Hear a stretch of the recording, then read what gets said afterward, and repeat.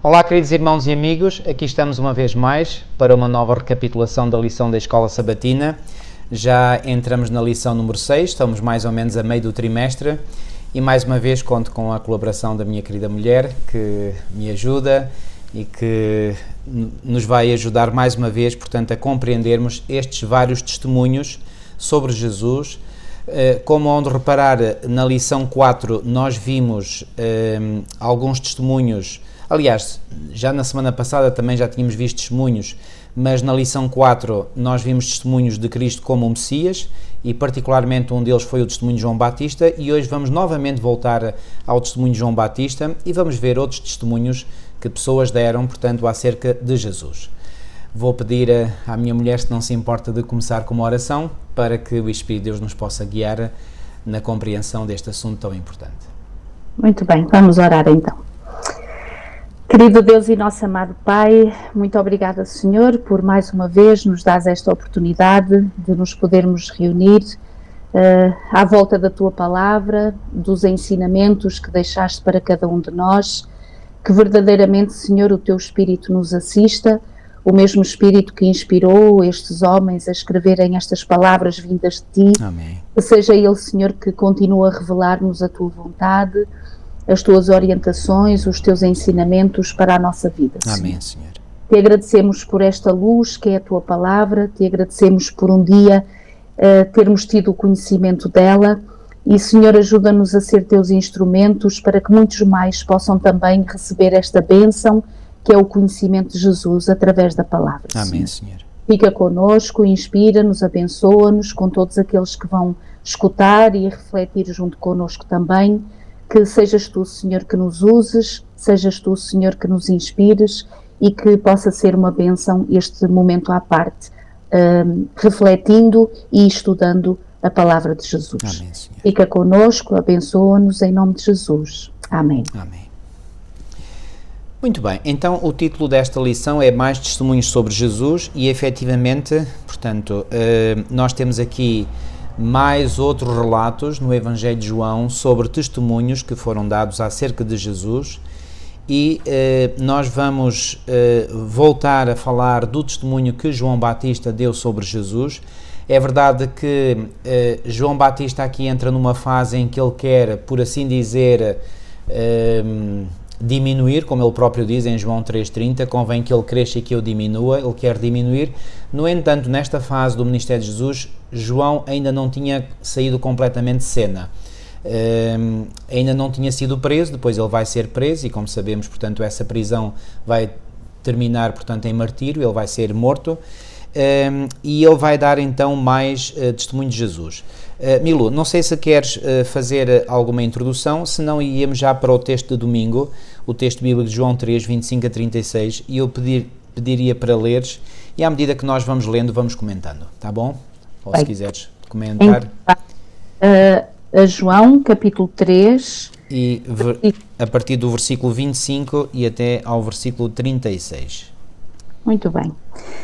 Então diz assim: Ora, entre os discípulos de João e um judeu, suscitou-se uma contenda com respeito à purificação.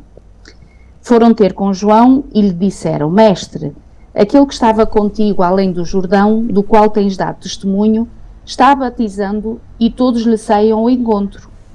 Respondeu João: O homem não pode receber coisa alguma se do céu não lhe for dada. Vós mesmos sois testemunhas que vos disse: Eu não sou o Cristo, mas fui enviado como seu precursor. O que tem a noiva é o noivo. O amigo do noivo que está presente e o ouve, muito se regozija por causa da voz do noivo, pois esta alegria já se cumpriu em mim. Convém que ele cresça e que eu diminua. Se calhar ficamos por aqui nesta primeira parte. Ok, muito bem. Então o que é que nós temos aqui? Portanto, temos aqui na minha versão diz que houve uma questão, portanto uma contenda entre os discípulos de João, este João é claramente João Batista, e um judeu que não sabemos quem é, portanto é uma pessoa incógnita, não é? Acerca da purificação. Que purificação seria essa? Bom, muito provavelmente teria a ver com o batismo, porque o batismo é o ritual por excelência de purificação, não é? Aliás, a cerimónia de lava-pés também é, mas o batismo é por excelência, não é? Aliás, quando Pedro disse que não queria que Jesus lavasse os pés, Jesus disse, olha, se eu não te lavar, não tens parte comigo. E aí Pedro apanhou um susto tal que disse, olha, Senhor, então que lava tudo, não é? E Jesus disse, não, aquele que já tomou banho não precisa de lavar senão os pés. Então o que é que Jesus está a dizer? Portanto, referiu-se ao ritual do batismo como sendo, portanto, o ritual mais importante. Então, é muito provável que esta discussão então tenha sido suscitada por causa da questão do batismo e particularmente, e o contexto deixa-nos claramente isso a entender, particularmente pelo facto de que, como diz no versículo 26, portanto, aquele que estava contigo além do Jordão, uma clara referência a Jesus, ao qual tu deste testemunho, ei-lo batizando e todos vão ter com ele. Portanto, este era o problema, portanto, eles tomam consciência de que Jesus está a batizar mais pessoas neste momento do que o próprio João, que já tinha batizado muitas pessoas, incluindo o próprio Cristo. Uma pequenina nota, já dissemos isto a semana passada, no relato da mulher samaritana, mas convém referir uma vez mais, no capítulo 4 e no versículo 2, aliás, vou ler o 1 também, diz, e quando o Senhor entendeu que os fariseus tinham ouvido que Jesus fazia e batizava mais discípulos do que João. E depois o versículo 2 deixa uma nota, até entre parênteses, que diz, ainda que Jesus mesmo não batizava, mas os seus discípulos. Ok? Já agora, não me furto a fazer aqui um breve comentário, só a atalho de foice, como costuma dizer. Reparem, os batismos não eram feitos por Jesus ele próprio, mas sim pelos seus discípulos, mas eram considerados como sendo batismo de Jesus. O mesmo se passa hoje, queridos. Portanto, aqueles que são batizados em nome de Jesus Cristo e segundo o método que Jesus ensinou, portanto, é como se fosse Jesus a batizar, embora possam ser discípulos de Jesus que façam os batismos na prática. Estão a ver? Portanto, não mudou nada. Ora bem, então, voltando então ao versículo 26, é muito provável então que, portanto, esta questão que tinha a ver com a purificação, como diz o versículo 25, tenha a ver com o batismo. Ou seja, estes que foram então falar, ou este judeu que foi falar com os discípulos de João, provavelmente, digo eu, tu dirás se concordas ou não, provavelmente eles queriam inflamar, digamos, a inveja e o ciúme no coração de João. Mas se esse era o objetivo, não o conseguiram, porque João imediatamente respondeu, conforme diz o versículo 27, diz, o homem não pode receber coisa alguma se lhe não for dada do céu. Ou seja, por outras palavras, o que é que ele quer dizer com isso? Tudo aquilo que eu fiz até agora é uma dádiva do céu, portanto, isso não me dá nenhuma glória, nem nenhuma posição especial, porque tudo aquilo que eu fiz até este momento, portanto, é dado do céu. E depois ele insiste no versículo 28, vós mesmos me sois testemunhas de que disse, eu não sou o Cristo, mas sou enviado adiante dele. Portanto, João Batista não altera o seu testemunho. João agora aqui até poderia, enfim, devido às circunstâncias, enfim, sentir-se um bocadinho melindrado, porque ele já não tinha a mesma honra que tinha antes, mas não. João não está preocupado em agradar às pessoas, João não está interessado em seguir, digamos, a opinião popular, não. João cinge-se à verdade, e a verdade é que ele tem plena consciência de que ele era apenas o precursor, aquele que ia adiante de Jesus, e portanto esse trabalho já tinha sido feito, estava já em fase decrescente, e portanto João mantém exatamente o mesmo testemunho. E depois ele diz aqui algo muito interessante, no versículo 29, ele compara aqui com uma imagem do casamento, e diz, aquele que tem a esposa é o esposo, mas o amigo do esposo que lhe assiste e o ouve alegra-se muito com a voz do esposo. Quem é o amigo do noivo ou o amigo do esposo? Era ele. Portanto, e o esposo quem era? Era o próprio Cristo. Então, aquele que tem a esposa é o esposo. Ou seja, quem é esta esposa aqui? É o povo de Deus. Então, o que é que João quer dizer com isto? Pois bem, o povo de Deus deve estar com o noivo. Eu não sou o noivo, eu sou o amigo do noivo. Portanto, é perfeitamente natural que as pessoas agora se aproximem mais de Jesus, porque ele é que é o noivo, ele é que é o esposo. O que é que achas, Milu? Eu acho interessante e ao mesmo tempo é uma lição de vida, não é, que nós aprendemos. Repara, nós aqui estamos a falar daqueles que eram discípulos, portanto discípulos tanto de João, neste caso estamos a falar desta conversa que estes discípulos ou um judeu tiveram com estes discípulos de João. E é interessante notar que muitas das vezes na nossa caminhada cristã ainda há muitas fragilidades e muitas arestas a serem movidas e a serem trabalhadas pelo Senhor. Sem dúvida. Estamos num contexto de conversão, estamos num contexto de discipulado, estamos num contexto daquele que realmente teve uma obra importantíssima, que foi preparar o caminho para aquele que viria, não é? Portanto, que era o Senhor Jesus, através de João Batista, que tinha recebido de Deus esta função de realmente ser este discípulo que prepara esse caminho.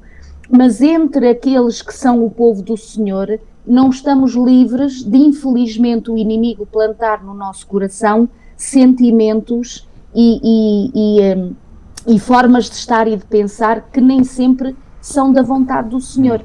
E reparem, aqui nota-se perfeitamente a humanidade, não é? Destes que seguem João Batista, que ouviram o seu apelo à conversão, à confissão dos seus pecados, e mesmo assim continuam com estes grandes desafios de estarem a tentar competir entre aqueles que eram os discípulos de João Batista e os discípulos de Jesus, sobre quem é que estava a fazer agora mais batismos, quando outrora era João, claro, que estava a ganhar, não é, na corrida em relação aos muitos batismos que ele havia feito. E uma coisa que me veio ao pensamento quando estudava esta lição é o seguinte: às vezes nós poderemos, quando nós não estamos seguros no chamado que Deus nos fez, para a obra que o Senhor nos manda e nos envia, com os dons e os talentos que o Senhor nos outorga e nos entrega, quando em nós isso ainda não está muito, não é muito reconhecido ou não é muito claro, nós sentiremos uma certa insegurança e quem sabe até uma certa inveja e uma certa dificuldade em aceitarmos os outros que vemos convictos e naturalmente na função que o Senhor também nos chamou a fazer, não é? Então reparem, quando nós temos a certeza de qual é o plano de Deus para a nossa vida, quais são os dons que o Senhor nos entregou e que o Senhor nos deu, qual é o plano, a missão que o Senhor pede de cada um de nós, nós não vamos sentir de forma alguma ameaçados, não é? Ou encobertos, ou à sombra daquele outro que tem se calhar um outro talento, que tem se calhar uma outra função. Pelo contrário, nós nos regozijaremos, porque cada um de nós é chamado numa diferente e determinada função para completar um todo. Portanto, ninguém é mais importante que ninguém, só há um importante, é aquele que nos chama. Óbvio. E aquele que nos envia, e assim. E quando João Batista, como dizíamos semana passada, dá aqui a entender que ele percebeu perfeitamente qual era o seu lugar. Estava completamente realizado na sua função, no ministério que Deus o havia chamado. E, portanto, ele diz, olha, eu não sou o noivo, mas sou amigo dele. E esta amizade que ele tinha por Jesus, e quando ele termina esta parte que nós acabamos de ler, convém que ele cresça e que eu diminua. Ou seja, exaltar o nome de Jesus, exaltar o Messias, exaltar aquele que tinha vindo como Cordeiro de Deus, ele sim, para retirar todo o pecado do mundo, para ele era a maior alegria e o maior evangelho que ele poderia estar a pregar. Agora, se os discípulos agora de Jesus estavam a batizar mais do que ele e os seus discípulos, isso era o menos. O importante era que a mensagem de Jesus fosse pregada, que o povo reconhecesse que em Jesus verdadeiramente estava ali o Filho de Deus, o Messias, portanto aquele que verdadeiramente era o Cordeiro de Deus. Muito bem. Eu creio que tocaste num ponto extremamente importante. Pronto, é assim, há aqui duas áreas que, digamos, colidem uma com a outra, não é? Uma coisa é o trabalho de Deus e a missão de Deus e, digamos, a propagação da mensagem do Reino de Deus e o avanço do Reino de Deus, ok? Outra coisa é que muitas vezes, ou quase sempre, não é? Esta propagação do Reino de Deus ou este avanço do Reino de Deus é feito por seres que são falíveis, que são falhos, não é? E muitas vezes estas duas realidades colidem uma com a outra. Eu recordo aqui um texto que eu gosto muito e já que o li numa lição anterior, do texto do apóstolo Paulo, e posso ler novamente em 2 de Coríntios, no capítulo 4 e no versículo 7, quando ele diz: temos porém este tesouro em vasos de barro, para que a excelência do poder seja Deus e não de nós.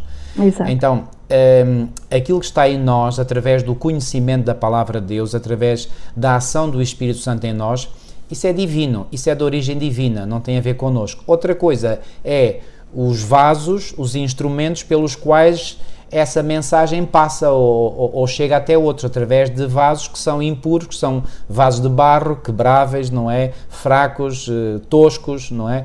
Não brilham. E exatamente Deus permite que assim seja para que nós não nos envaideçamos, não é? E permitamos que a mensagem dele possa, portanto, brilhar através de nós, para que a honra e a glória sejam dadas a Deus e não ao instrumento que, portanto... E João Batista, e aqui é que eu quero chegar, deixa-nos um exemplo absolutamente perfeito de alguém que não se deixou envaidecer pela mensagem importantíssima que ele transmitiu. Portanto, ele foi nada mais, nada menos do que o precursor do Messias, aquele que anunciou a sua primeira vinda, aquele que foi à frente desbravar o terreno. E apesar da mensagem que ele transmitiu ser de uma importância crucial, João não se deixou afetar, digamos, pela grandeza que isso indiretamente lhe trouxe, não é? Pelo contrário, ele sabe colocar-se no seu lugar, sabe ser humilde e, como disseste muito bem, e eu gostei muito desta equiparação que fizeste, isto é uma lição para nós hoje, porque nós temos que também estar conscientes do chamado que o Senhor nos fez, ter essa certeza por nós mesmos, não é? Tem que ser algo que nós temos que resolver entre nós e Deus, individualmente, num plano individual, não coletivo. E se nós tivermos essa certeza, pois bem, nós não ficaremos preocupados se outros também têm. Pelo contrário, ficaremos contentes, ficaremos satisfeitos. Quanto mais pessoas houver a divulgar a palavra de Deus, tanto melhor. Okay? Sem dúvida. E aliás, mesmo no versículo bíblico que nós temos esta semana como verso áureo, quando o Senhor diz, eu quando for levantado da terra, todos atrairei a mim. Repara que aqui o Senhor não está a dizer que é o ser humano que vai ser levantado da terra, ou vai ser o exaltado e aquele que vai ser glorificado.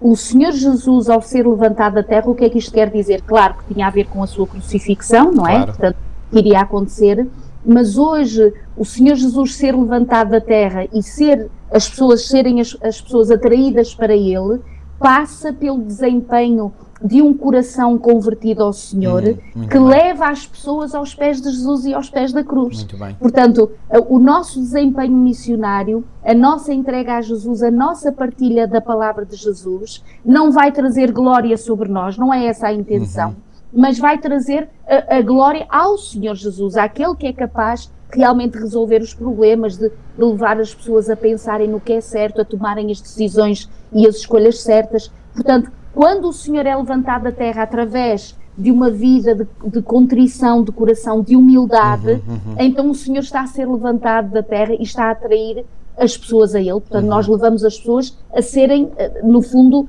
a olharem para Jesus, não é o fixo os olhos em nós. É como dizíamos semana passada, há um tempo para tudo, não é? Nós vamos acompanhando as pessoas e depois há aquela capacidade de maturação e de maturidade em que a pessoa já não mais depende de nós, mas agora encontrou um relacionamento e uma dependência com Jesus. Portanto, faz parte do crescimento espiritual. Muito bem. Podes ler o resto da passagem, por favor? Agora, os versículos 31 a 36 do capítulo 3 de João, diz assim: quem vem das alturas certamente está acima de todos. Quem vem da terra é terreno e fala da terra. Quem veio do céu está acima de todos e testifica o que tem visto e ouvido. Contudo, ninguém aceita o seu testemunho. Quem, todavia, lhe aceita o testemunho, por sua vez, certifica que Deus é verdadeiro. Pois o enviado de Deus fala as palavras dele, porque Deus não dá o Espírito por medida. O Pai ama o Filho, e todas as coisas tem confiado às suas mãos. Por isso, quem crê no Filho tem a vida eterna. E o que todavia se mantém rebelde contra o Filho, não verá a vida, mas sobre ele permanece a ira de Deus. Muito bem. Então, quando aqui João diz, aquele que vem de cima, eu agora leio aqui na minha versão, aquele que vem de cima é sobre todos. Quem é aquele que vem de cima? Obviamente Jesus, não é? Vem de cima. O que é que quer dizer vem de cima? Vem do céu, não é? Aquele que vem da terra é da terra, referindo-se a ele próprio. E fala da terra. Aquele que vem do céu é sobre todos, claro. É divino, portanto, é sobre todos. E aquilo que ele viu e ouviu, isso testifica e ninguém aceita o seu testemunho. Aqui João já começa a perceber que muitas pessoas não estavam a aceitar o testemunho que Jesus estava a dar. No entanto, ele também diz, aquele que aceitou o seu testemunho, esse confirmou que Deus é verdadeiro. Ou seja, é como tu disseste, aquele que aceita o testemunho de Jesus e se converte a Jesus, a sua própria vida, o testemunho que ele dá pela sua própria vida, é mais uma testemunha a favor de que Deus realmente é verdadeiro. Exato. Ok? E aquele que Deus enviou fala as palavras de Deus. Obviamente, aquele que é de Deus não vai falar as suas palavras. Ele fala as palavras daquele em quem ele nasceu de novo, em quem ele está, em quem ele medita, que é o seu mais de tudo, não é? E finalmente João termina dizendo que aquele que crê no Filho tem a vida eterna. E aqui crer, e eu queria aqui enfatizar este ponto, a crença na compreensão bíblica não tem o mesmo valor que tem na nossa compreensão contemporânea. Quando nós hoje pensamos em crer, é, por exemplo, no sentido de acreditar. Reparem, eu posso acreditar que determinada coisa é assim ou é assado, não é? Mas crer no sentido bíblico é não apenas acreditar em alguém, mas é seguir essa pessoa, esse alguém, e fazer a vontade desse alguém. Isso é que é crer no sentido pleno, ou seja, o sentido bíblico de crer é muito mais vasto e profundo do que nós pensamos que a palavra crença hoje significa. E não se esqueçam, nós temos sempre que interpretar a Bíblia com a própria Bíblia, não é? Não é de acordo com o conceito atual que as palavras têm, é de acordo com o conceito bíblico. E, portanto, quando aqui diz aquele que crê no Filho tem a vida eterna, crer é aceitá-lo plenamente e obedecer a ele. Se eu digo que creio, então eu tenho que aceitar, ok?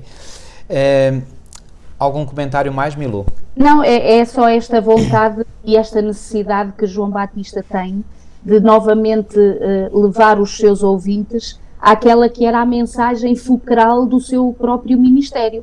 Ou seja, o seu ministério tinha sentido só ao que a multidão compreendesse e testemunhasse e confiasse e acabasse por acreditar que quem estava ali dentro deles não era nada mais, nada menos do que o Filho de Deus. Muito bem. E repara, quando o próprio João Batista está aqui a dizer quem vem das alturas certamente está acima de todos, João Batista aqui está a falar da eternidade do Filho de Deus, portanto, aqui da própria divindade do Senhor Jesus, não é? Embora conhecessem o Senhor Jesus como aquele que vinha de Belém, não é? Portanto, e João Batista está aqui a dizer, ele veio de cima. Portanto, há algo de extraordinário a ser revelado aqui e compreendido, é que este Filho de Deus, este Jesus é o Filho de Deus.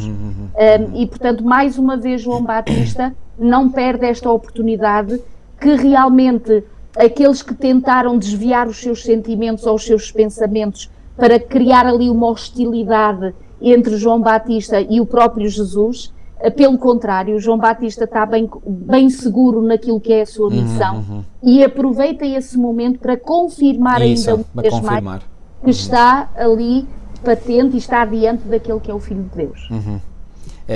De modo que a resposta ou o reforço que podíamos fazer ao título da lição de domingo, quando diz João Batista volta a testemunhar. Exato. E volta a testemunhar para confirmar aquilo que tinha dito anteriormente, de que Jesus é realmente o Messias, não ele. Ok? Muito bem. Agora vamos passar ao outro relato bíblico, a João 1, 32 a 36, e eu posso ler dizendo o seguinte: E João testificou dizendo, eu vi o Espírito descer do céu como uma pomba e repousar sobre ele. Quando é que João viu isto? No momento em que o batizou.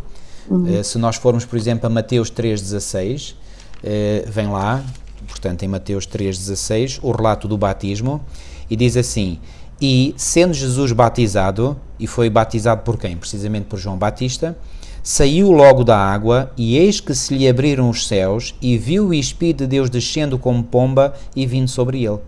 E eis que uma voz dos céus dizia, este é o meu Filho amado em quem me comprazo. Depois, este relato é também mencionado em Marcos 1,11 e também em Lucas 3,22, ou seja, João Batista foi testemunho ocular, não é, daquilo que aconteceu com Jesus e daquilo que ele ouviu. Por isso é que ele diz, portanto, e João testificou dizendo, portanto, em João 1,32, eu vi o Espírito descer do céu. como uma pomba e repousar sobre ele. Eu vi, ou seja, ninguém me contou, eu vi. Portanto, é uma testemunha ocular em favor, portanto, da messianidade, da divindade de Jesus, não é? E depois, interessante, no versículo 33 diz assim, e eu não o conhecia. Ou seja, dá a entender que até ali João Batista não tinha a certeza de quem era o Messias. Mas agora aqui ele vai explicar como é que ele veio ao conhecimento de que Jesus era o Messias. O que é que ele diz? E eu não o conhecia, mas o que me mandou a batizar com água... Quem foi aquele que o mandou batizar com água? Claro, o próprio Deus. João Batista tinha uma comunhão muito íntima com o Senhor e, portanto, certamente que o Senhor se lhe revelava, ou de forma audível, ou através de sonhos, visões, não é? Como ele fazia com outros profetas e fez. Esse que me mandou a batizar com água me disse, aquele sobre o qual vires descer o Espírito e sobre ele repousar, esse é o que batiza com o Espírito Santo. Então, o que é que João aqui está a dizer? Eu recebi a indicação de Deus de que quando eu visse o Espírito Santo descer sobre alguém, esse alguém sobre quem o Espírito Santo descesse, esse era o Cristo. E eu vi. Portanto, ninguém me contou, eu vi. Então, o que é que ele está aqui? E mais uma vez no versículo 34, ele diz, e eu vi, e tenho testificado que este é o Filho de Deus. Portanto, a partir do momento em que João assistiu àquele episódio de ver o Espírito Santo na forma de uma pomba descer sobre Cristo, digamos, o assunto de quem era realmente Jesus ficou, digamos, resolvido na mente de João. Ele não ficou a partir daí com mais dúvidas. Pelo menos, eu digo não ficou mais, e faço aqui uma ressalva, porque quando ele estava preso, depois ele ficou, não é? Mas aí ele estava em condições muito terríveis. E apesar de a dúvida aí o ter assaltado, mesmo assim Jesus não deixou de o louvar. E eu acho isto absolutamente extraordinário, como Jesus tem uma compreensão tão profunda daquilo que é a natureza humana. E como ele consegue compreender as nossas fraquezas, as nossas dúvidas. E apesar de nós podermos ter essas dúvidas, como João Batista veio a ter, mesmo assim o Senhor não nos rejeita, como não rejeitou a João.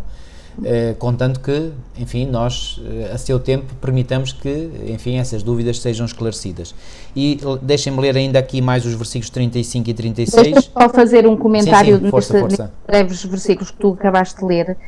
Nós vamos tentar imaginar o que seria João Batista, que tinha tido este encontro pessoal com Deus o Pai, e eu acho isto maravilhoso. Aliás, para ele perceber o seu próprio ministério e reconhecer aquele que iria ser e que era o Messias, com certeza que lhe tinha que ser revelado alguma coisa de sobrenatural, do alto. O próprio Pai realmente tinha dado a entender, como ele diz aqui, eu não conhecia, porém aquele que me enviou, reparem, parece quase um tocato lá, não é? Havia um relacionamento tão extraordinário entre João Batista... E havia mesmo? E havia, porque só podia ser assim, para ele compreender as coisas que estavam a acontecer. E vamos imaginar ele, todos os dias que ele estava ali naquele rio a batizar, que vinha um homem, vinha outro, e ele sempre atento, não é? Porque ele já lhe tinha sido revelado que sobre quem se manifestasse o Espírito Santo era esse o Filho de Deus. E devemos imaginar, não é, João, a cada dia naquela ansiedade, não é, natural, será que vai ser este? Quando via ao longe alguém aproxima, será que é aquele? E deve ter sido extraordinário quando realmente aquele homem humilde se dirige até João Batista. João Batista reconhece logo, ou seja, ainda antes do Espírito Santo descer sobre Jesus. Ele diz-lhe assim, então o Senhor vens ter comigo, mas então sou eu que devo ser batizado por ti, és tu que vens a mim. Isso prova que João Batista, ao olhar para Jesus, viu nele algo diferente. Que ele não estava habituado a ver noutros homens. Sem dúvida, sem dúvida. E hoje em dia, quando às vezes temos dificuldades, ou para alguém que até nos possa estar a escutar e que possa ter dificuldade em acreditar, em perceber se realmente Jesus é o Messias, se realmente houve uma obra diferente para ser feita, se realmente este Jesus que diz que vai voltar realmente é assim, se isto é verdade, se não é, isto tudo vai depender de um relacionamento pessoal que nós temos com Deus. E se nós com Deus estivermos atentos àquilo que Deus revela, àquilo que Deus diz, àquilo que Deus ensina, com certeza que o Senhor, assim como deu um sinal a João Batista para perceber quem ia ser o seu filho, portanto para ele identificá-lo, com certeza que o Senhor vai dar sinais e dará ensinamentos e informação para todos aqueles que procuram Jesus, para todos aqueles que procuram a verdade possam e encontrá-la. realmente possam encontrá-la. É isso. Exatamente. No entanto, e eu concordo plenamente com o que acabaste de dizer, convém igualmente dizer que nos tempos de Jesus, ou seja, quando Jesus esteve nesta terra, no tempo de João Batista, não pensem, queridos, que era mais fácil as pessoas reconhecerem que Jesus era o Messias como é hoje. Não era fácil. Vocês hoje sentem, não é? Certamente pela vossa interação com as pessoas, que muitos não querem reconhecer, portanto, em Jesus o Filho de Deus, o Salvador do mundo, não é? Isso é um facto incontestável, não é? E todos nós temos sentido isso. Mas, e eu falo por mim, porque eu próprio já pensei outrora que no tempo de Jesus era muito mais fácil, etc., do que é hoje. Não é verdade. Naquele tempo também não era fácil. E, portanto, João Batista, e vemos aqui estes testemunhos que se multiplicam, precisamente porque era a forma que Deus estava a utilizar para multiplicar o número de testemunhos, para que as pessoas que ouvissem estes testemunhos ficassem sem desculpas e fossem levadas a tomar a sua decisão pessoal em favor de Jesus, aceitando como seu Salvador pessoal. Mas o espírito de descrença que se fazia sentir no ar, entre aspas, claro, ou seja, o espírito de incredulidade que havia, portanto, que era a mentalidade comum naquele tempo, não era menos negativa do que é hoje, amigos e queridos. Portanto, era também muito forte. E, portanto, como a minha mulher disse muito bem, aqueles que buscam pessoalmente a Deus, como Natanael buscou pessoalmente a Deus lá debaixo da figueira, não é? E Deus lhe revelou, não é? Deus lhe mostrou finalmente que, sem dúvida, Jesus era o Messias, não é? Porque ele pôs o Senhor à prova e o Senhor lhe mostrou a resposta à sua indagação. E então ele pôde ficar com a certeza. Todos aqueles que põem o Senhor à prova, que se dirigem a Ele pela fé, o põem à prova e querem provas para saber qual o caminho a seguir, vão receber essas provas. Deus responde a todas. Agora, quem não quer saber de Deus para nada e não procura, não faz nada por si próprio, pois bem, esse, digamos, não vai entender os sinais ou os testemunhos que vêm em favor de Deus e da verdade. Estão a ver? E é interessante que mesmo o próprio João Batista, ele era consequência de uma profecia, como nós havíamos visto já passada, daquele que vai vir aplanar o caminho e endireitar o caminho. Isaías 43. Isso.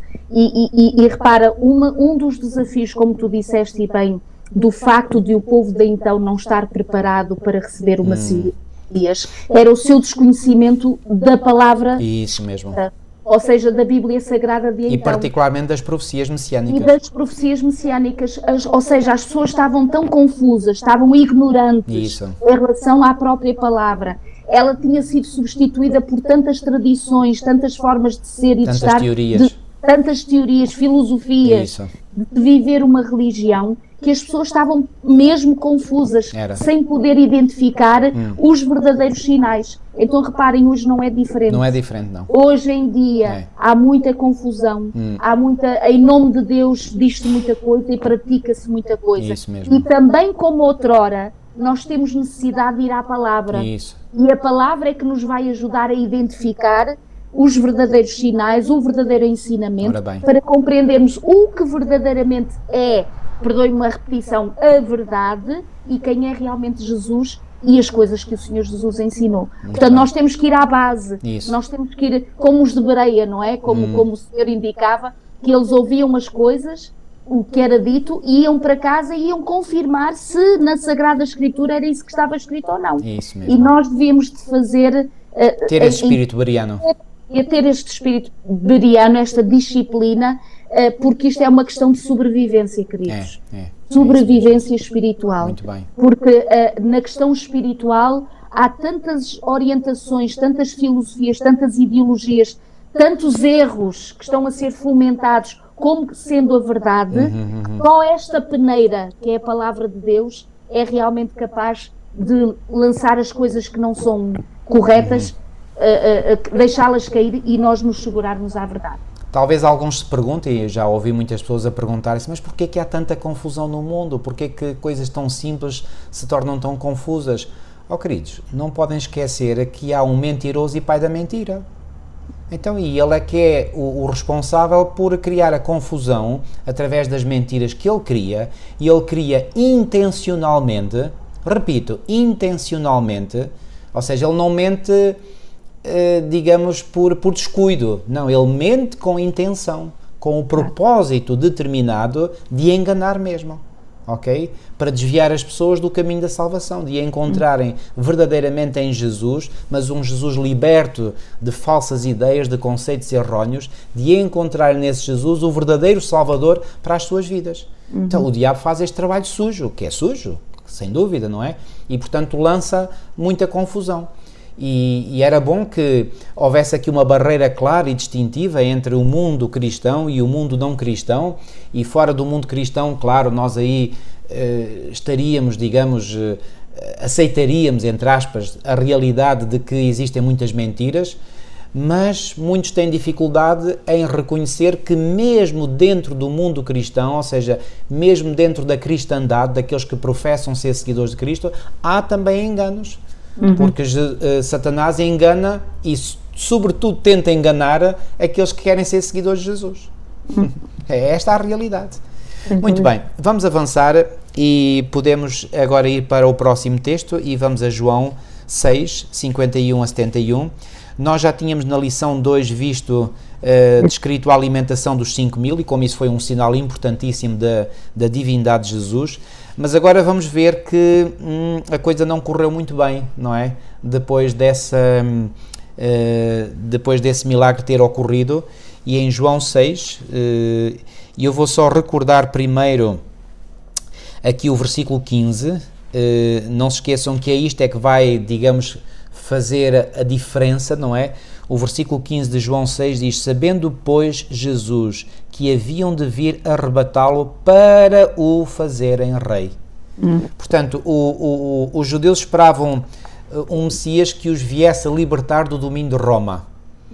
Quando Jesus não estava nada, mas absolutamente nada interessado em questões políticas, em questões sociais, em questões filosóficas e ideológicas, Jesus veio com um propósito bem definido em mente: salvar pessoas. E salvar pessoas do pecado de Satanás. Ok? E eu às vezes penso até que ponto nós hoje em dia não podemos também cair sob o mesmo erro. Reparem, assim como no tempo da primeira vinda de Cristo havia um poder político, militar, económico, que dominava o mundo civilizado de então, e esse poder era incontestavelmente o poder de Roma Imperial, curiosamente, quando a segunda vinda de Cristo, o mesmo poder, o poder de Roma, irá dominar o mundo inteiro. E pode acontecer no coração de muitos crentes, nós queiramos sacudir de cima de nós o jugo romano. Pois bem, não é esse o nosso propósito, não é esse o objetivo de Deus para nós. O objetivo de Deus para nós é que nós, pela sua graça e pelo seu poder, sacudamos o jugo do pecado de nós. Esse é que é o nosso grande objetivo, tem que ser o nosso objetivo de vida.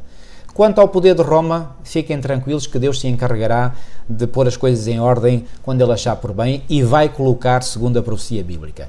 A nossa parte é eu libertar-me, cada um de vós, queridos irmãos e amigos, e a minha esposa também, cada um de nós individualmente, pela nossa comunhão com o Senhor, pela nossa ligação com o céu, nós nos desembaraçarmos de todo o pecado que nos possa ainda assediar. Essa sim é a nossa responsabilidade suprema, máxima. Quanto àquilo que os poderes fazem, que o grande poder do mundo de hoje, que está cada vez mais a avolumar-se, isso é facto incontestável, eu não estou aqui a negar isso, apenas estou a dizer que o nosso foco deve ser naquilo que é importante para a nossa salvação. E, portanto, eu posso estar muito preocupado com Roma, mas não é isso que me vai trazer a minha salvação. Aquilo que me traz é eu reconhecer, ao avaliar aquilo que está a acontecer no mundo, que nós estamos na iminência da vinda do nosso Salvador, da sua segunda vinda. Então, se estamos na iminência da sua segunda vinda, eu tenho de me preparar para essa mesma vinda. E o que é preparar-me? É eu desenvolver um caráter à imagem e à semelhança do meu Salvador. É este o ponto fulcral, amigos. E não podemos nunca permitir que nada ou alguém nos desvie deste foco principal. O nosso foco principal é a santificação, sem a qual ninguém verá o Senhor. Este deve ser o nosso ponto focal. Ok?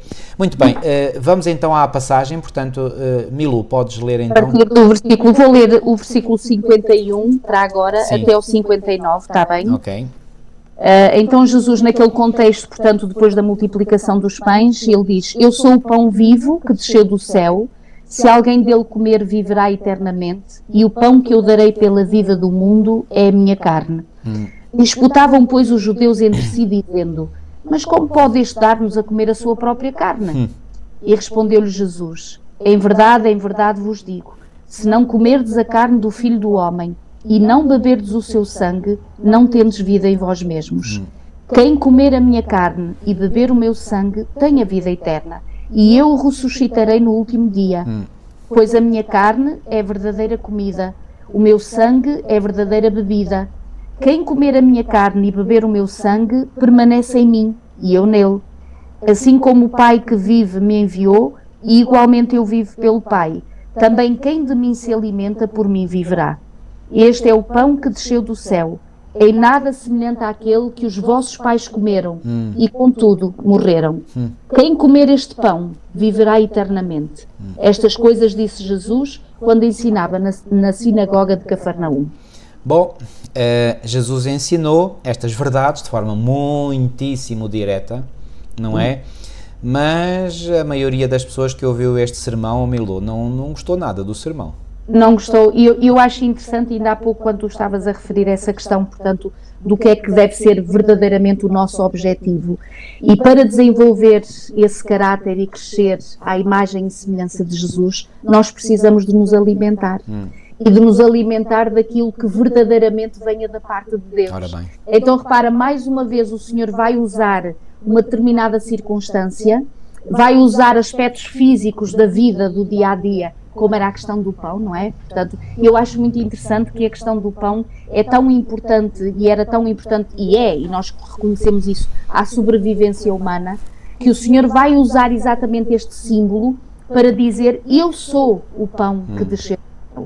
Ou seja, vós estáis habituados, era como se o Senhor dissesse: vós quereis que eu seja rei, no sentido de vos dar e fazer estes milagres, não é? Porque quando eles viram aqueles milagres todos, uau, que maravilha, nós precisamos é mesmo de um rei assim, capaz de fazer tudo isto e mais alguma coisa. E o Senhor está a dizer: esse pão que nós nos alimentamos físico não é o mais importante que eu vos quero dar. Eu quero vos dar qualquer coisa que permaneça para a eternidade. Ora bem. E às vezes nós andamos no nosso relacionamento com Deus, às vezes com a nossa visão tão terrestre, e perdemos a visão eterna. Tão limitada.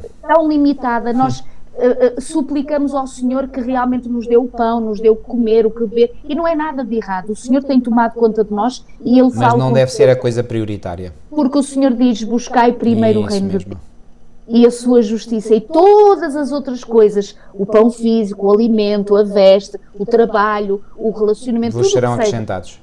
Nos serão acrescentados. Então, estas prioridades, o saber estar neste relacionamento com Deus, quando o Senhor começa a dizer: eu sou o pão da vida, depois tem aqui uma forma de falar que nós até diríamos que é assim um bocado chocante, não é? Quem come o meu corpo e bebe o meu sangue, e portanto estamos ali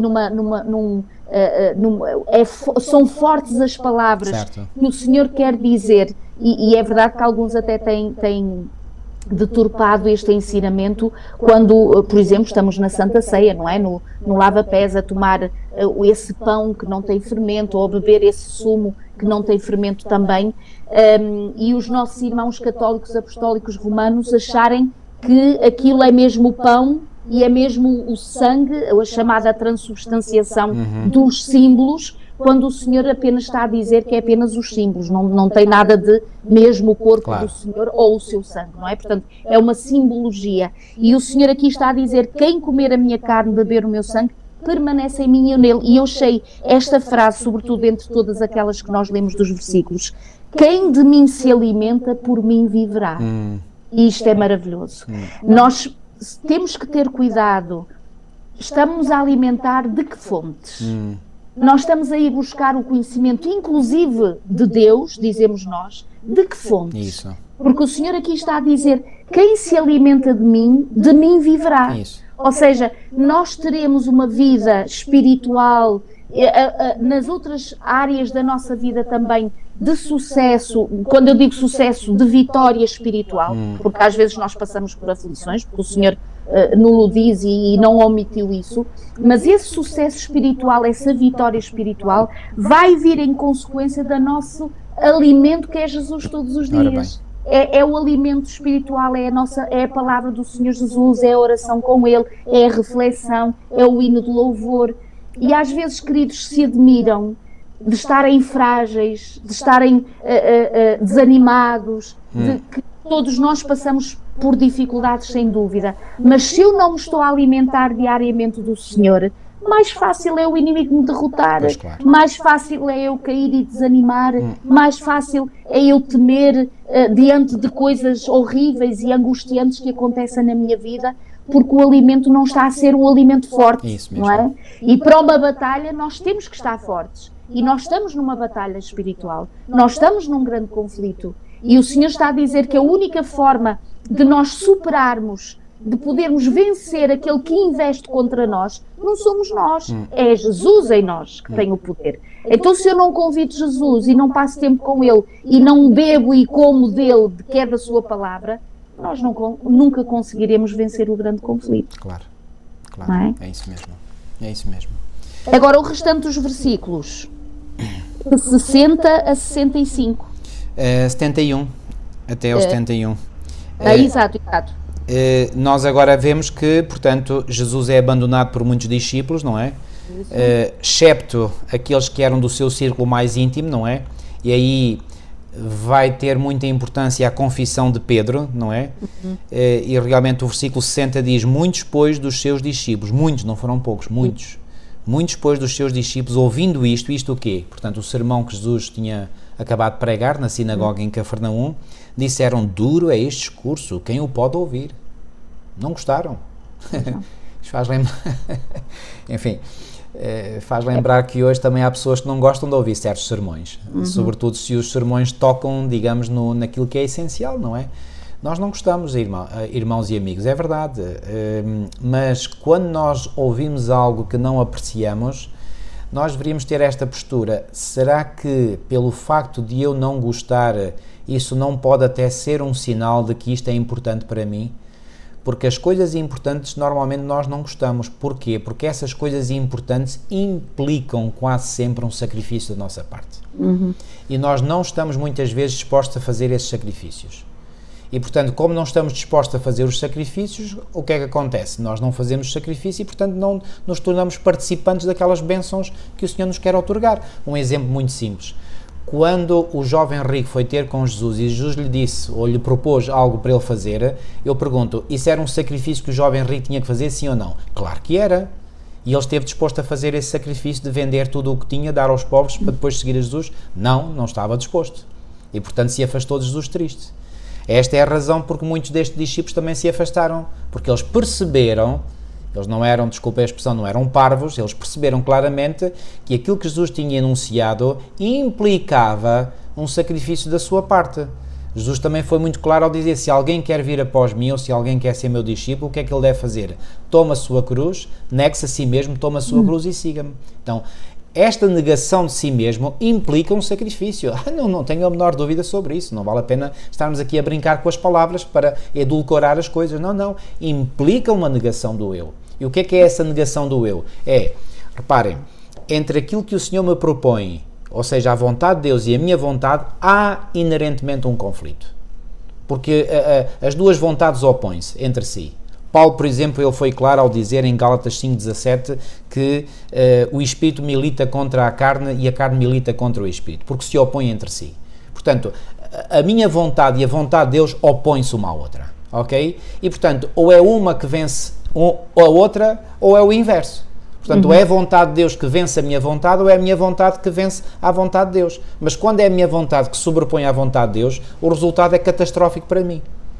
Agora, eu tenho que reconhecer que eu tenho que me submeter à vontade de Deus. E isso, amigos, eu vou insistir e insistirei sempre. Não é um processo fácil.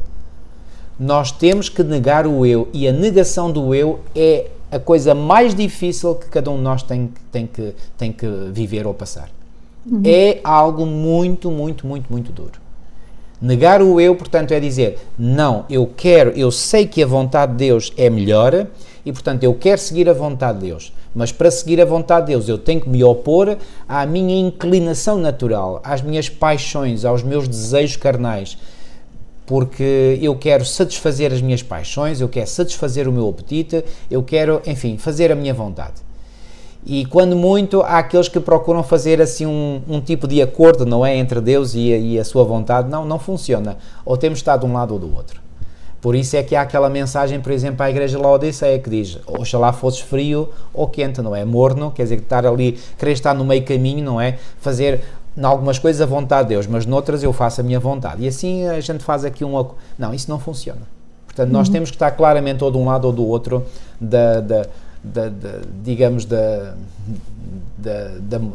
do muro, digamos assim. Então, o que é que aconteceu? Sabendo, pois, Jesus em si mesmo que os seus discípulos murmuravam disto, disse-lhes, isto escandaliza-vos? Que seria, pois, se visseis subir o Filho do Homem para onde primeiro estava? O Espírito é o que vivifica. O que é que isto quer dizer? Vivifica, que dá vida. Vivificar quer dizer dar vida. A carne para nada aproveita. Então, se a carne para nada aproveita, o que é que nós temos que fazer, por exemplo, daquilo que Paulo chama as obras da carne? Deitá-las para o caixote do lixo. Não as viver. Crucificá-las. E sim, ou seja, para matar as obras da carne tem que haver uma crucificação do eu. E isto tem que ser um processo que tem que ser atualizado diariamente. Não basta eu entregar-me ao Senhor uma vez e pronto, já está tudo feito. Não. É um processo contínuo. As palavras que eu vos disse são espírito e vida, mas há alguns de vós que não creem. Porque bem sabia Jesus desde o princípio quem eram os que não criam e quem era o que o havia de entregar. E dizia, por isso eu vos disse que ninguém pode vir a mim se por meu Pai lhe não for concedido.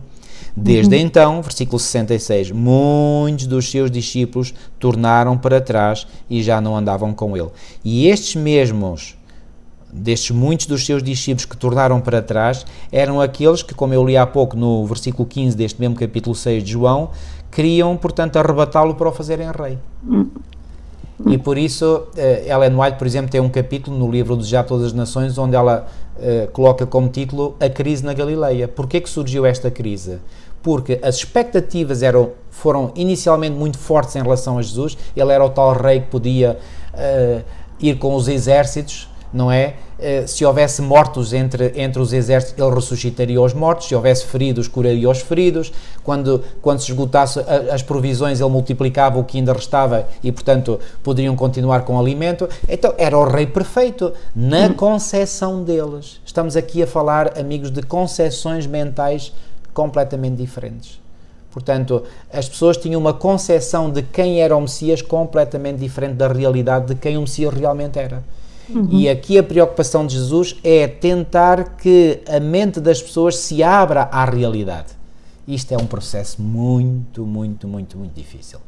E só o Espírito Santo é que pode mudar mentalidades, mas para isso é preciso que cada um abra o seu coração a esse mesmo Espírito Santo. E mesmo para terminar... Sim, diz, Milo. Portanto, esta questão de quando os discípulos dizem que é duro o discurso de Jesus... realmente estava a deitar por terra todos os seus sonhos e as suas aspirações humanas. E quando nós temos, e às vezes até somos sinceros achamos que até o que temos a propor a Deus é o melhor para a nossa vida ou para os e o Senhor compreendia que naqueles corações cansados e fatigados, não é, de estarem a ser oprimidos por um governo, por uma governação que realmente não os ajudava no seu relacionamento com Deus, pelo contrário, humanamente falando, parecia ser natural eles aspirarem que aquele Jesus Messias fosse realmente o seu rei. Agora reparem, é interessante que aquilo que o Senhor Jesus tem para propor é alguma coisa de 1000 milhões% melhor do que as aspirações humanas. E às vezes nós esquecemos disto. Quando nós temos dificuldade em consentir, seguir a vontade de Deus, entender a sua palavra e optar e escolher antes pela vontade de Deus do que pela nossa, é que às vezes nós ficamos tão limitados em relação àquilo que nós sentimos e pensamos, que nós não percebemos que aquilo que o Senhor quer para a nossa vida É muitíssimo melhor. é muito melhor do que aquilo que nós alguma vez almejaríamos. E nós já tivemos experiências na vida, com certeza, em que nós entendemos que se num momento da nossa vida nós insistimos e fomos realmente teimosos na nossa vontade e a coisa não correu bem, e quando finalmente nós dizemos assim, Senhor, pronto, desisto daquilo que eu acho, então mostra-me o que é melhor, abençoa a minha vida, então mostra-me o caminho. E quão abençoados nós somos. Ora bem. E portanto o Senhor Jesus, quando dá a entender alguma informação, quando realmente Ele nos ensina alguma coisa, tem algum ensinamento, não é para nos retirar a felicidade,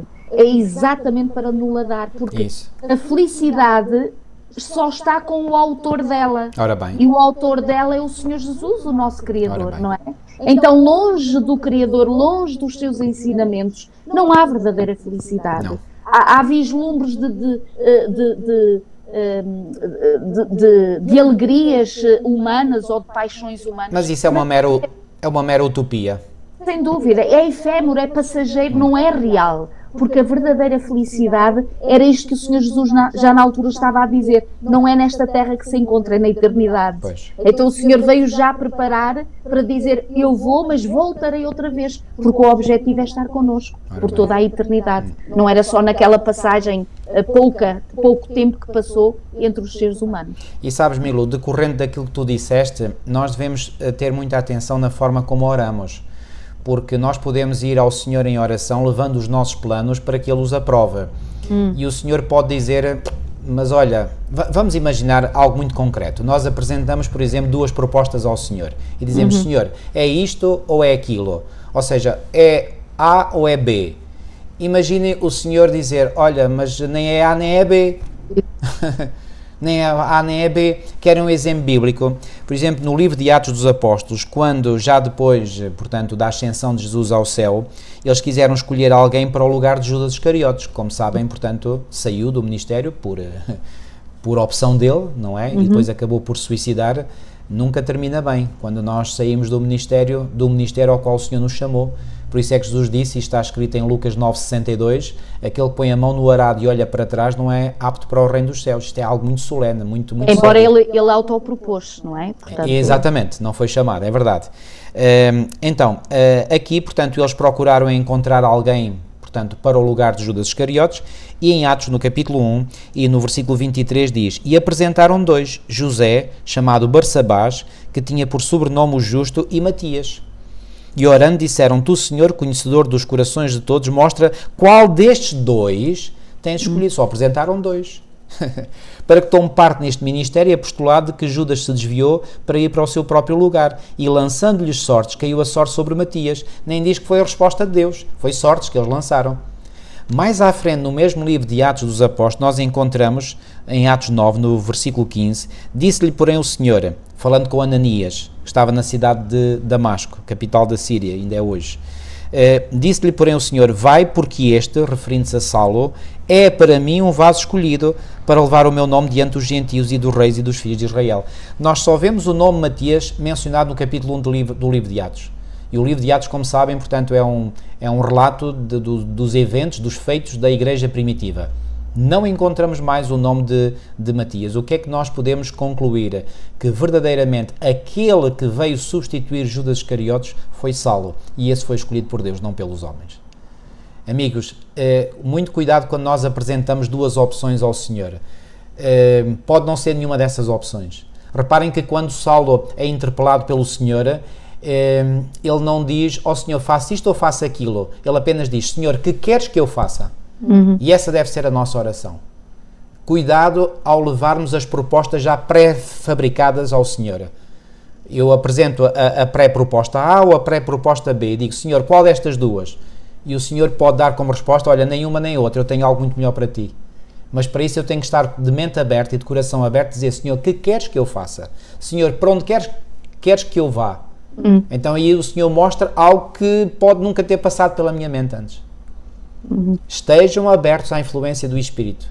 E para isso é preciso fé. E a fé é a certeza das coisas que não se veem. É que andar na fé, irmãos, é um risco.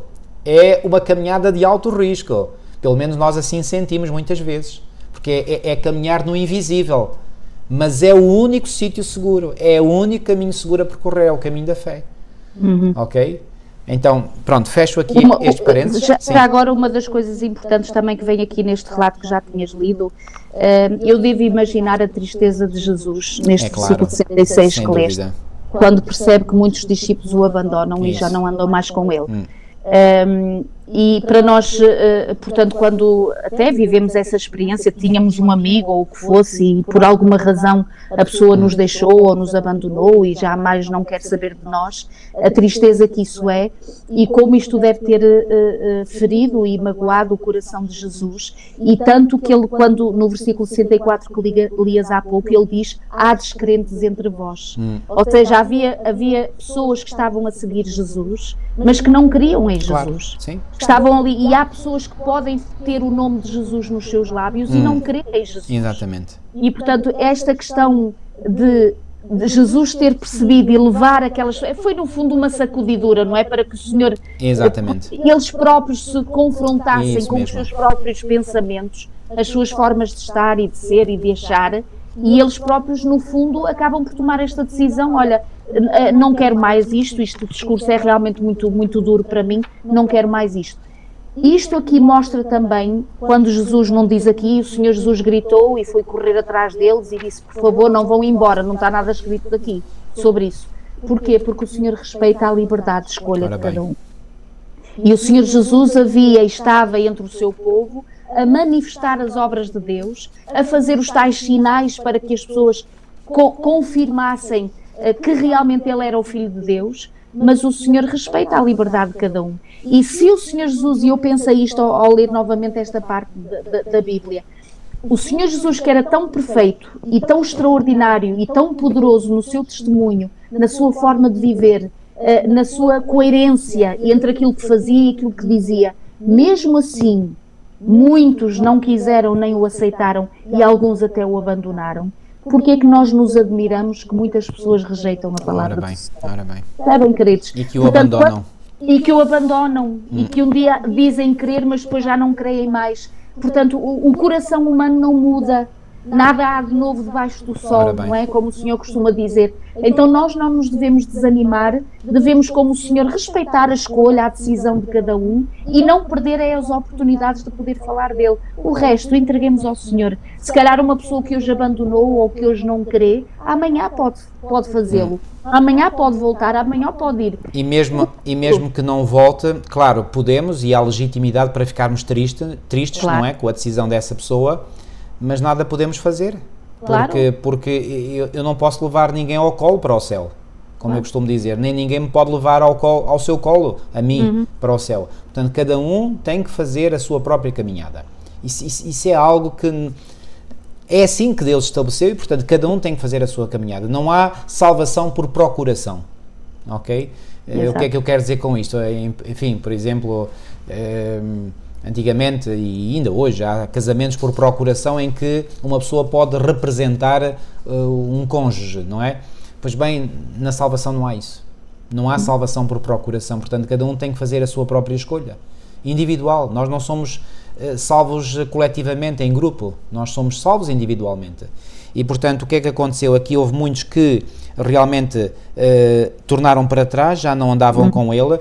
Eu volto a enfatizar, porque isto é muito importante, queridos, que muitos voltam para trás porque aquilo que Jesus efetivamente faz não corresponde às suas expectativas. E, portanto, as nossas expectativas, queridos, têm que ser postas em sujeição à vontade de Deus. Não é a minha vontade que tem que prevalecer sobre a vontade de Deus. É antes a sua vontade que tem que prevalecer sobre a minha vontade. Amigos, isto é de crucial importância.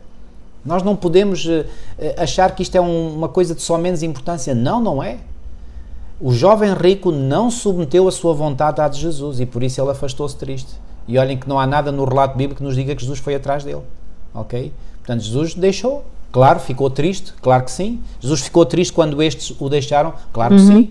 Mas deixou-os ir. É a sua escolha. Quantos nós já vimos, por exemplo, sentados nos bancos da igreja ao nosso lado e hoje estão afastados, estão fora? Foi uma escolha que fizeram. Ficamos tristes, com certeza.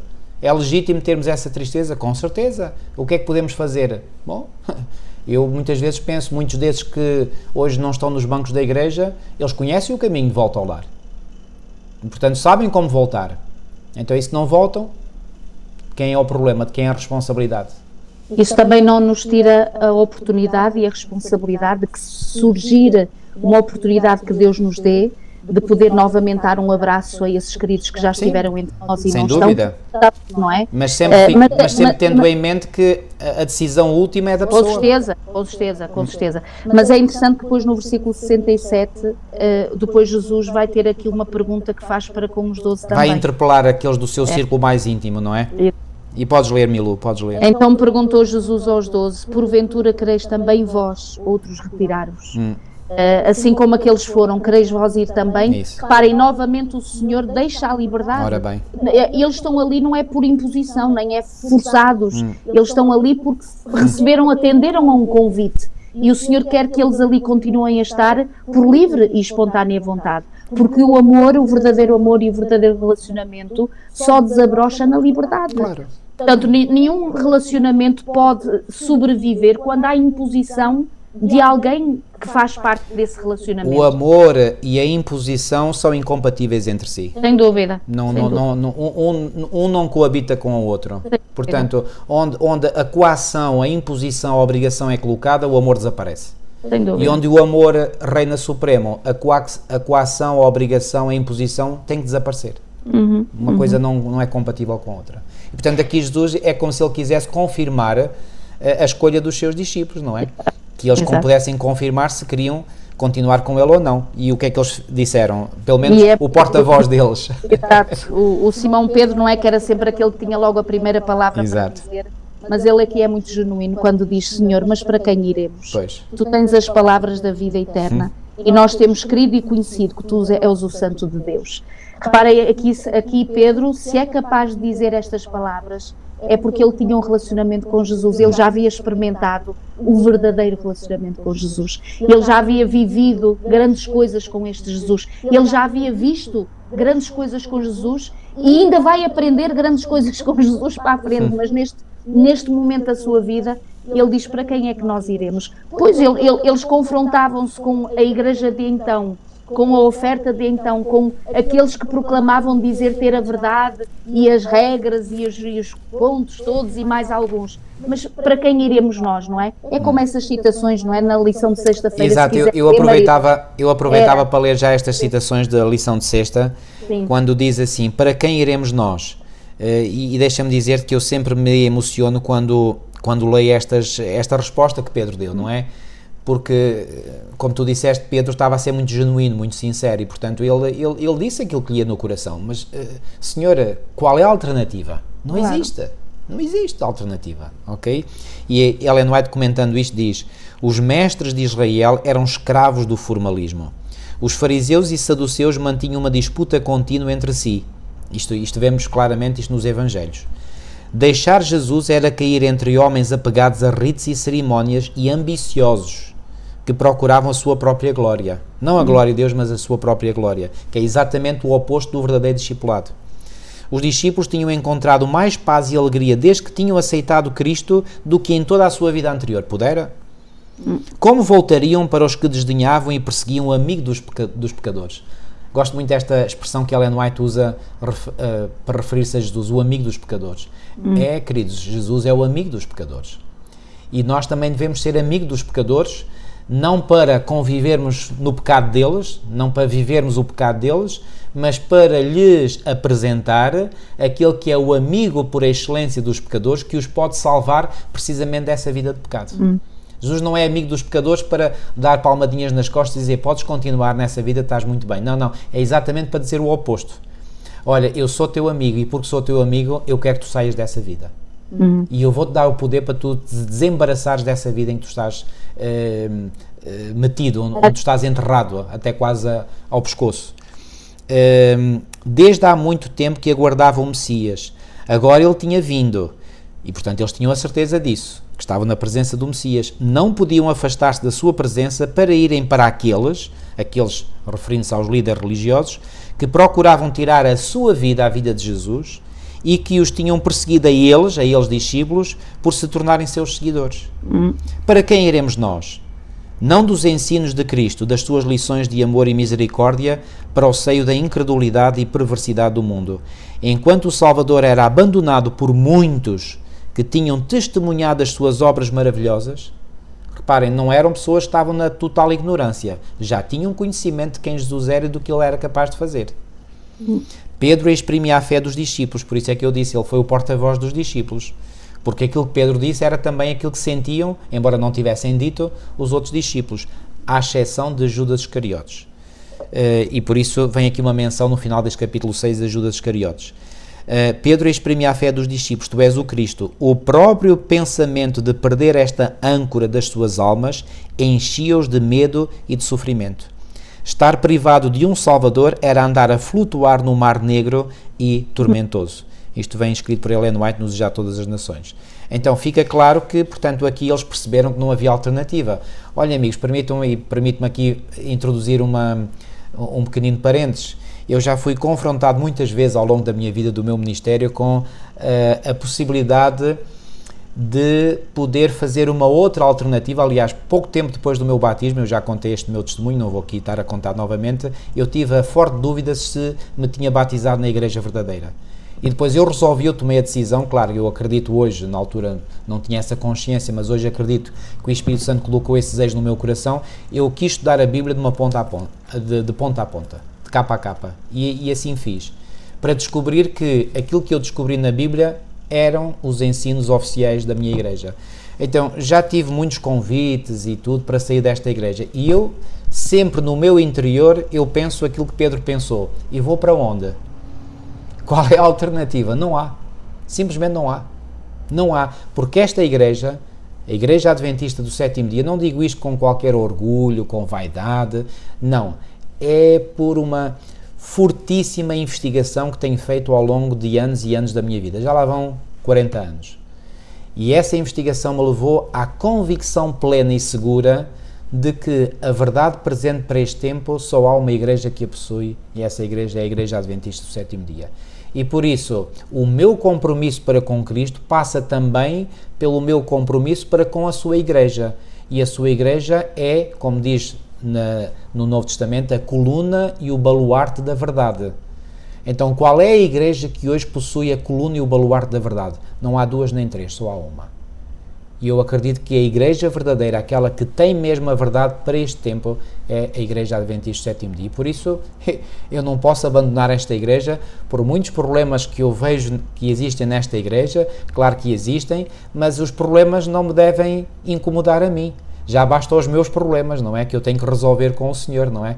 Os outros, pois bem, cada um é responsável por si próprio e cada um tem que o resolver. E se todos nós buscarmos o Senhor na resolução dos nossos problemas, a igreja vai ficar pura. E isso vai acontecer. Isso vai acontecer. Porque em Efésios 5, Paulo diz que quando o Senhor vier buscar a sua igreja, ela estará como? Ela estará pura, santa e sem defeito. Porquê? Porque o Senhor operou a sua purificação no coração de todos aqueles que se renderam sem reservas ao Senhor. Milu, vamos para a última parte? Sim. Vamos a João 5. Sim. Vamos ler agora os versículos 36 a 38. Okay. Portanto, é o próprio Pai agora que vai testemunhar, o próprio Pai, Deus, Pai. Mas eu tenho maior testemunho do que o de João, porque as obras que o Pai me confiou para que eu as realizasse, essas que eu faço testemunham a meu respeito de que o Pai me enviou. O Pai que me enviou, esse mesmo é quem tem dado testemunho de mim. Jamais tendes ouvido a sua voz, nem visto a sua forma. Também não tendes a sua palavra permanente em vós, porque não credes naquele a quem ele enviou. Portanto, é o próprio Jesus a falar do seu Pai, não é? Que testifica, que confirma, portanto, o Filho de Deus, portanto, o próprio Jesus. E é interessante também, isto aqui é o que Jesus diz sobre o seu Pai, não é? Portanto, que o Pai o enviou e que tem dado testemunho dele próprio. E depois, em Mateus 3:17, é o que é que o Pai diz sobre Jesus, que foi aquilo que tu já tinhas acabado de ler. Batismo. No momento do batismo, quando o Senhor Jesus diz, este é o meu Filho amado, em quem eu me comprado. E depois o Pai voltou a dizer isso de Jesus, quando houve aquele encontro no Monte da Transfiguração, não é? Exato. Isso vem em Mateus 17:5. Depois aqui em Marcos 1:11 e Lucas 3:22 são relatos destes evangelistas do batismo de Jesus. Portanto, é o mesmo que Mateus diz. Eu acho interessante que nos dois relatos de Mateus 3:17 e depois, creio que é 17:5, quando diz que este é o meu filho amado em quem me comprazo, e depois vamos a Marcos, há algo que é acrescentado, não é? Quando diz, este é o meu filho amado em quem me comprazo, a ele ouvi. Ouvi, exato. Ou seja, há uma missão, é como Deus Pai estar a dizer, olha, eu enviei através dele uma mensagem importante para todo o mundo. Isso. E realmente foi o grande amor que eu tive por toda a humanidade que fez com que eu desse o meu filho para que todo aquele que nele crer não morra, mas tenha a vida eterna. Esta era a grande mensagem Claro. de Deus o Pai. E era como se ele tivesse a dizer, ele é totalmente digno de confiança, por isso ouviu. Isso. Okay. Era uma confirmação do Pai do ministério de Jesus. Do ministério de Jesus, muito bem. Mas eu gosto também do texto de 2 de Pedro 1:17 e 18, porque neste texto Pedro fala da experiência que ele viveu com Tiago e João no Monte da Transfiguração, não é? E ele diz o seguinte, portanto, em 2 de Pedro 1:17 e 18, ele diz assim: porquanto ele, referindo-se a Cristo, recebeu de Deus Pai honra e glória, quando da magnífica glória lhe foi dirigida a seguinte voz: este é o meu Filho amado, em quem me tenho comprazido. E ouvimos esta voz dirigida do céu, estando nós com ele no Monte Santo. Exato. Porquê que Pedro lhe chama o Monte Santo? Será que o monte era santo por alguma razão especial? Não. Qualquer coisa é santo quando a presença de Deus se manifesta. Ora, porque eles viram a presença de Deus naquele monte, o monte ficou santo por isso. É como quando Jesus disse a Moisés, lá no deserto, tira as sandálias dos teus pés, porque o lugar em que estás é terra santa, é lugar santo, não é? E porquê que era santo? Porque Jesus ali estava. É isso, ponto final, não é? Portanto, agora, eu gostava de ler aqui um comentário que vem aqui na lição de quarta, Milu, se me permites, quando diz o seguinte: as coisas estavam a chegar a um clímax nos últimos dias desse ministério. Do ministério de quem? Do ministério de Jesus. Os líderes religiosos, incapazes de o parar, esse era o desejo deles, mas eles estavam a ver que não conseguiam, porque a força da multidão em favor de Jesus era imensa, não é? E eles estavam a ver que aquilo era como... Eles interpretavam isso certamente como um tsunami, não é? Contra eles. Queriam-no morto, agora mais do que nunca. As multidões, eu diria, acrescento, por outro lado, estavam exuberantes por causa dele, especialmente porque cada vez mais pessoas, ao ouvirem o testemunho daqueles que o viram ressuscitar Lázaro dos mortos, estavam a começar a seguir Jesus. Até os gregos que estavam ali para a festa queriam ver Jesus. E nesta altura, em resposta às palavras de Jesus em João 12:28, Pai, glorifica o teu nome, o Pai fala novamente do céu, já o tem glorificado e outra vez o glorificarei. E está, portanto, em João 12:28. Então, mais uma vez aqui a voz de Deus se manifestou, só diz que, portanto, o Pai falou novamente. Será que a voz foi audível? É muito provável que sim. E depois diz aqui, mesmo para terminar na lição de quarto, o autor, ou os autores, a hora de glória de Jesus é a cruz. Assim, o testemunho do Pai sobre Jesus aponta para o grande sacrifício do Cordeiro de Deus pelos pecados do mundo. É o culminar do seu ministério terreno.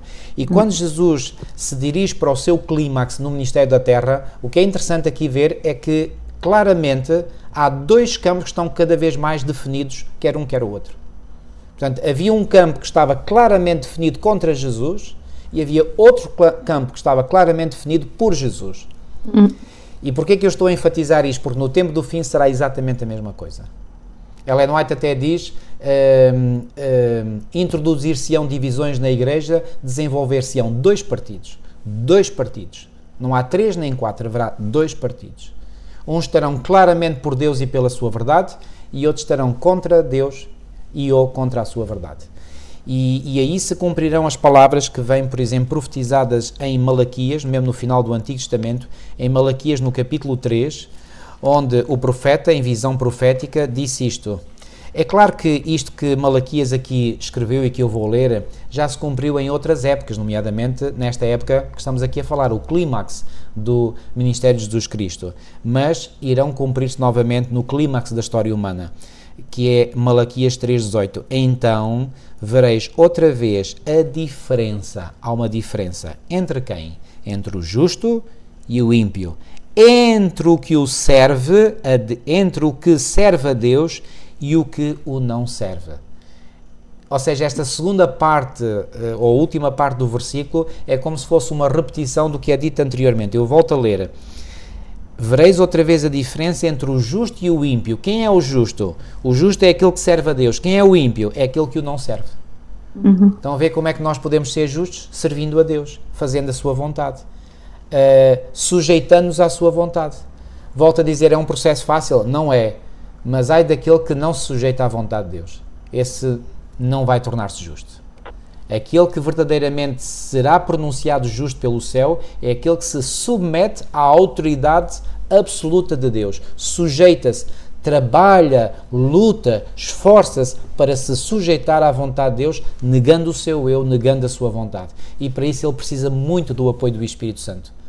Estão a perceber porque é que a lâmpada das virgens loucas se apagou? E o que é que as lâmpadas eram alimentadas? Qual era o combustível das lâmpadas? Era o azeite, e o azeite, nós sabemos, é o símbolo do Espírito Santo. Então quer isso dizer que se as lâmpadas se estavam a apagar é porque não havia azeite em quantidade suficiente, ou seja, não tinham o Espírito Santo em quantidade suficiente, ao passo que as outras tinham uma boa reserva. Porquê que as outras tinham uma boa reserva? Porque elas clamavam certamente muitas vezes pelo poder do Espírito Santo para se submeterem à vontade de Deus. É isto, amigos, que faz a diferença. É isto que faz a diferença. Milu, vamos para a parte final mesmo? Sim, João capítulo 7, versículos 37 a 53, não é? Ok, João capítulo 7, eu posso ler talvez agora esta passagem. João 7, capítulo 7, versículo 37 até ao 53, até ao final do capítulo. E no último dia, o grande dia da festa, Jesus pôs-se em pé e clamou, dizendo, se alguém tem sede, venha a mim e beba. Quem crê em mim, como diz a Escritura, rios de água viva correrão do seu ventre. Obviamente que isto é a linguagem simbólica, isto é óbvio, não é? E isto disse ele do Espírito que haviam de receber os que nele crescem. Porque o Espírito Santo ainda não fora dado, por ainda Jesus não ter sido glorificado. E quando é que Jesus foi glorificado? Quando morreu na cruz em expiação pelos pecados de toda a humanidade.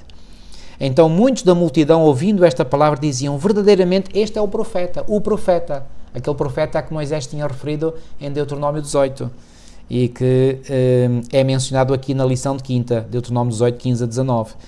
Verdadeiramente este é o profeta. Outros diziam, este é o Cristo. Estes estavam certos, quer uns, quer outros. Uns diziam que era o Messias, outros diziam que era o Cristo. Estavam certos.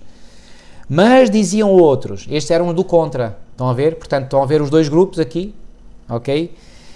Mas diziam outros, vem pois o Cristo da Galileia? Ou seja, tinham dúvidas. Não diz a Escritura, e reparem, estes até tinham conhecimento da Escritura. Não diz a Escritura que o Cristo vem da descendência de Davi e de Belém, da aldeia de onde era Davi? E realmente temos aquela profecia de Miqueias 5.2, que diz que era em Belém, Efrata, que haveria de nascer o Messias. Eles tinham conhecimento disto. Não tinham era conhecimento, pasmem, de que Jesus tinha nascido em Belém. Coisa estranha, não é?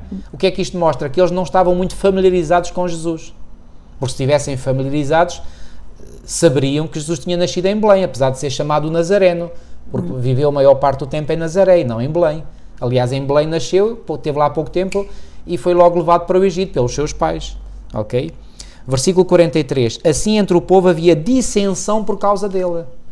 Havia dissensão por causa dele. Então Jesus provoca dissensão? Ele que é o príncipe da paz? Pois provoca. Sabem porquê que a verdade provoca dissensão, queridos? Porque há aqueles que aceitam a verdade e há muitos, é a maioria infelizmente, que não aceita. E são esses que não aceitam a verdade, que se opõem à verdade, que lutam contra a verdade, que acabam por provocar a contenda, a dissensão. Ok? Versículo 44. E alguns deles queriam prendê-lo, mas ninguém lançou mão dele, porque podemos dizer ainda não era chegada a sua hora, não é? E os servidores foram ter com os principais dos sacerdotes e fariseus e eles lhes perguntaram, por que o não trouxestes? E agora reparem na resposta que eles vão dar. Responderam os servidores, nunca homem algum falou assim como este homem. Eles ficaram impressionados. Responderam-lhes, pois, os fariseus, também vós fostes enganados? Pensar que já tinham sido contaminados por Jesus, não é? Contaminados, na opinião deles, obviamente. Creu nele, porventura, algum dos principais ou dos fariseus? Esta foi uma pergunta que os fariseus fizeram, portanto, a estes servidores. E já agora, sabem qual é a resposta a esta pergunta? Creu nele, porventura, alguns dos principais dos fariseus? A resposta é sim. Sabem quem foi? Nicodemos. Exato. Que vai ser mencionado mais à frente. Ou seja, quando João mais à frente fala de Nicodemos, é como se João quisesse dar a entender ao leitor do seu evangelho que os fariseus estavam equivocados, porque havia efetivamente um deles que tinha crido em Jesus, e esse era Nicodemos. Versículo 49, mas esta multidão que não sabe a lei é maldita. Olhem como eles tratavam a multidão, que os alimentava. Isto é terrível, porque eles viviam da multidão, não é? Era a multidão que oferecia para o templo as ofertas, os dízimos, não é?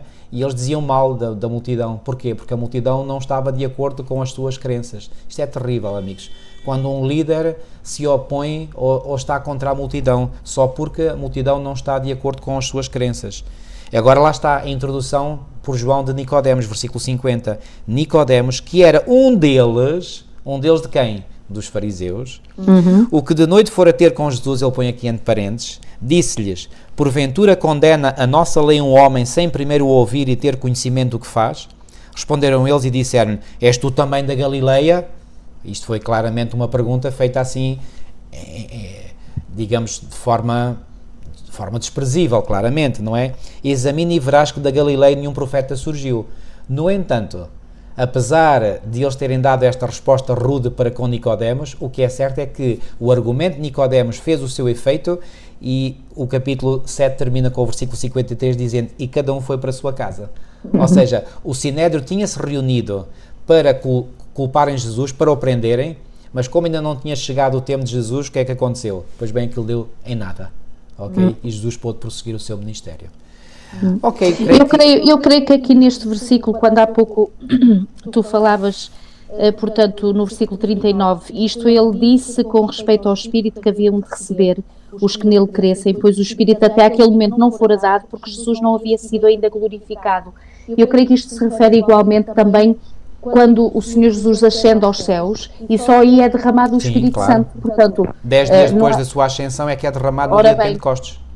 Mas é derramado de forma efusiva, não é de forma visível. Exatamente. Não quer dizer que o Espírito Santo não assistisse aos discípulos nesta altura. Não é? Eu faço outra pergunta. Quando Jesus foi batizado e veio o Espírito Santo sobre ele na forma de pomba, eu pergunto, só aí é que Jesus recebeu o Espírito Santo? Será que o Espírito Santo não estava com Jesus até esse momento? Claro que estava.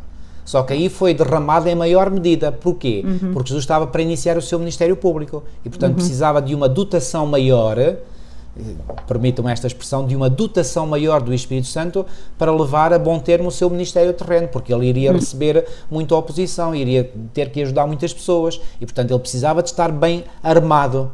E aí foi-lhe dada uma dotação suplementar do Espírito Santo. O mesmo com os discípulos. No dia de Pentecostes, receberam uma dotação especial do Espírito Santo. Isso não quer dizer que antes o Espírito Santo não estivesse com eles. Claro que estava. Okay. Milu, não sei se... Eu gostava só de terminar com uma história que é referida, portanto, aqui no comentário do Dinamizador, que conta-se a história de um rapaz que gostava de cantar canções sobre Jesus, a quem amava ele de todo o coração. E então ele orava muitas vezes para que Jesus viesse viver no seu coração e acreditava literalmente que Jesus ia fazer isso, ou tinha o poder de fazer isso, de vir morar no seu coração. Mas ele tinha curiosidade em saber como é que o grande Jesus iria caber no seu corpo tão pequenino. Ou seja, se Jesus é tão grande e eu quero que ele venha habitar no meu coração, mas o meu coração é tão pequenino, como é que ele pode habitar aqui em mim? E o pai não conseguiu responder adequadamente à sua pergunta. Mas o rapazinho respondeu à sua própria questão. E agora reparem a resposta que ele dá. Disse ao pai que Jesus era tão maior do que ele, que quando o convidava a entrar no seu coração, tinha sempre de sair dele. E era aquilo que tu no início falavas. O eu não pode estar presente quando Jesus está. E queridos, se nós realmente queremos vitória na nossa vida, se verdadeiramente queremos que o Senhor nos ensine, nos ajude, nos mostre o caminho, se queremos cumprir o plano de Deus que o Senhor tem para a nossa vida, o nosso eu não pode estar Ele tem que sair para Jesus entrar. Exato. Ou melhor, Jesus entra para que ele saia, porque a gente sozinho não consegue anular o nosso eu. Tem que ser o Senhor Jesus em nós. E realmente é este o nosso desejo, para que o Senhor Jesus nos possa inspirar e motivar para que aquilo que seja a vontade do Senhor, aquilo que seja a sua orientação para a nossa vida, nós não impeçamos a que realmente esse melhor e esse bem maravilhoso que o Senhor tem para cada um de nós possa realmente ser efetuado na nossa vida. Só uma nota final, Milu, o que tu disseste é completamente verdade, mas uma outra forma de interpretar esta história do menino é que quando Jesus entra no nosso coração, ele não cabe lá dentro, então tem que sair cá para fora, ou seja, Jesus tem que se exteriorizar. Muito bem. E exterioriza-se em quê? Nos frutos, nas nossas palavras e ações. Que Deus seja louvado. Amém. Ok, vamos terminar com uma oração. Nosso querido e amado Pai que estás nos céus, muito obrigado uma vez mais, Senhor, porque a Tua palavra fala até nós de uma forma tão clara, tão cristalina. Ó Senhor, muito obrigado por podermos saber, termos todos os dados e todas as evidências de que Tu és realmente o Messias prometido, aquele que é o nosso Salvador, o Salvador da humanidade. E ajuda-nos, Senhor, para que efetivamente cada um de nós possa fazer de Ti o nosso Salvador. Senhor, ajuda-nos a fazer, e nesta caminhada que é a mais difícil de todas as caminhadas humanas, que é submetermos o nosso eu a Ti. A nossa vontade, submetê-la completamente à Tua vontade, para que a Tua vontade possa reinar soberana em cada um de nós. Ó Senhor, ajuda-nos a não querermos que sejas Tu a submeter-nos aos nossos desejos e ambições, mas os nossos desejos e ambições a serem completamente submetidos a Ti. Ajuda-nos, Senhor. Não é fácil, mas é possível fazer esta caminhada e nós queremos-la fazer contigo até à eternidade. Fica, pois, connosco, é o que nós te pedimos e pela fé te agradecemos, em nome de Jesus. Amém. Amém. Queridos amigos, despedimos por hoje. Marcamos encontro para a próxima semana. Que Deus vos continue a guiar e a abençoar grandemente. Até lá, na graça de Deus. Amém.